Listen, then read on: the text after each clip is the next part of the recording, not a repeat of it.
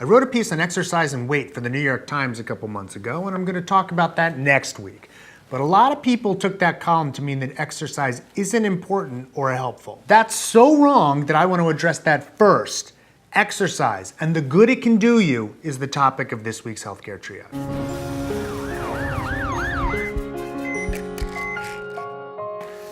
There has been a lot of research on exercise, and I'm not talking about the usual cohort studies or case control stuff that the media likes to pass off as causal when it's really correlative. I'm talking about randomized controlled trials. Take the effect of exercise on musculoskeletal disease. There have been 32 randomized controlled trials looking at the effect of exercise on pain and function of patients with osteoarthritis of the knee alone. 32 just for that! And exercise works. 10 RCTs have shown that exercise therapy can increase aerobic capacity and muscle strength in patients with rheumatoid arthritis. Other studies show its benefits for a host of other conditions, like ankylosing spondylitis and even some types of back pain. A systematic review showed that exercise therapy reduced all-cause mortality by 27% and cardiac mortality by 31% in middle-aged men who had suffered a previous heart attack. 14 more randomized controlled trials have shown that physiologic benefits in patients with heart failure. It even has clear lowering effects on blood pressure in patients with hypertension and can improve cholesterol and triglyceride levels. People with diabetes who exercise have better HbA1c values, which is the marker of glycemic control. 20 randomized controlled trials show that patients with chronic obstructive pulmonary disease can walk further and function better if they exercise. Exercise improves physical function, 7 randomized controlled trials, and health-related quality of life, 4 randomized controlled trials, in people who have Parkinson's disease. 6 RCTs showed that exercise improves muscle power and mobility-related activities in people with multiple sclerosis. It even appeared to improve those patients' moods. 23 randomized controlled trials showed that exercise can improve the symptoms of depression.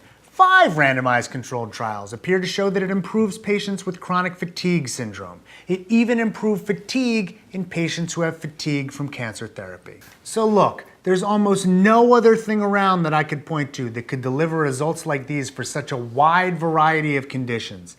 Being active and exercising can do a whole lot of people a huge amount of good. Other than smoking, there are few modifiable risk factors that seem to have the huge impact on health activity does. It's a big part of cardiovascular disease, hypertension, stroke, diabetes, depression, musculoskeletal disease, and even death.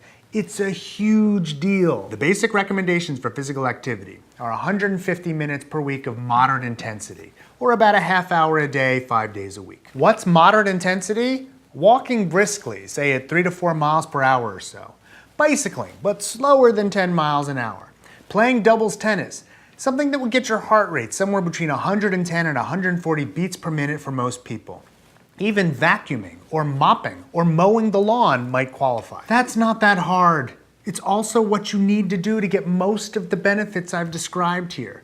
My issue with the way we sell exercise is that sometimes it feels too much like the way we sell organic food. The people who are doing way more than they need to are panicked that they're not doing enough, when there are far too many people out there who are doing none at all. Just walking from my office up and back to my clinic gets me the 30 minutes of walking that I need, or walking to the supermarket from my office to grab lunch does the same. You can get to the mark pretty easily. Alternatively, you could choose to do 25 minutes of vigorous aerobic activity 3 times a week, 75 minutes total, and 2 days of strength training.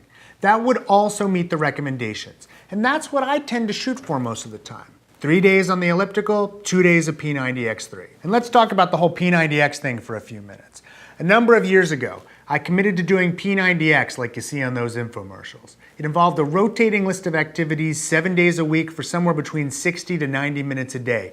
It worked. I got in great shape and I definitely added some muscle mass to my body. Of course, I didn't look like the people in the videos, but still it was better afterwards than beforehand. And then I tried those insanity workouts, and they're aptly named. I barely got out of the first half of them before people started asking me at work if I was ill. I didn't look good. I quit them. I found that for me, Those workouts were unsustainable. I couldn't keep it going past the 90-day commitment, even for P90X. The P90X Thursday yoga workout was like 90 minutes and I didn't have the time. It was just too hard to keep it up. This year, I think John did the P90X2 routine. I think he finished, but I don't think he's kept that up either.